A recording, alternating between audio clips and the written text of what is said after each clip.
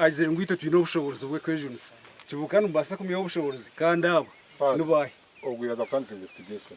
aha rwakatano rw'Eby'eitaka tukakoreka amakuru Agwitaka ryacero muri bireri singiro rukwingana hectare za 36 eri ya dayosiisi ya Mbarara eri pitakibuka rukugira ngo neriye aho abe byo kwerinda bashyira hitakire bakemereza imirimo ya kibuka yo kushara mu za proti kandi n'aba State House and Corruption Unit bahikireho.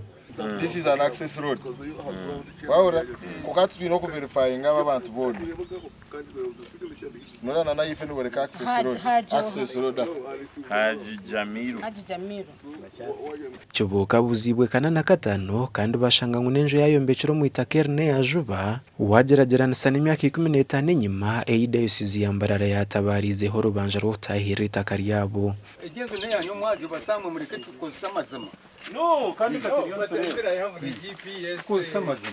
Kishangirwe ngo ne cyape kibuka yatiro mu cyeka cy'umucitakeri akakitunga habira 3 byo kwezi kwa 5 umwaka ogu kandi cya dayosiisi ya Mbarara nece birabira na kimwe byo kwikuma mu mwaka gwa 2036 no hareba kurugaha kwizaha kwikakantwaka hari cyapa abasayiningire kibuka nkabarano ari kuza kutunga cyape ki ngo nabo kucondozubwaho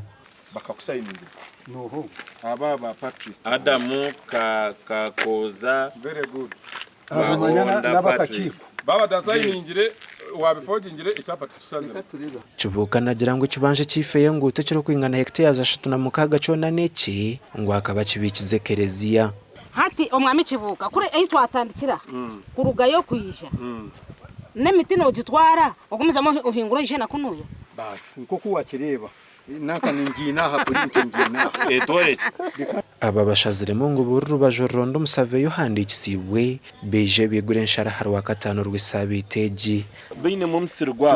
watermelon turiyo twanga tractor abako degrading itaka ebyo twabyemereza twashaba ngo tufune abasaveya openinga boundaries kandi jo activity tukizana mu tujikoro rwa katano amazima garabemo iki tweta justice ikorwe umuntu atungwake ebyo bushuma tubirigemo ahabwa TV West and Aidan Bataringaya.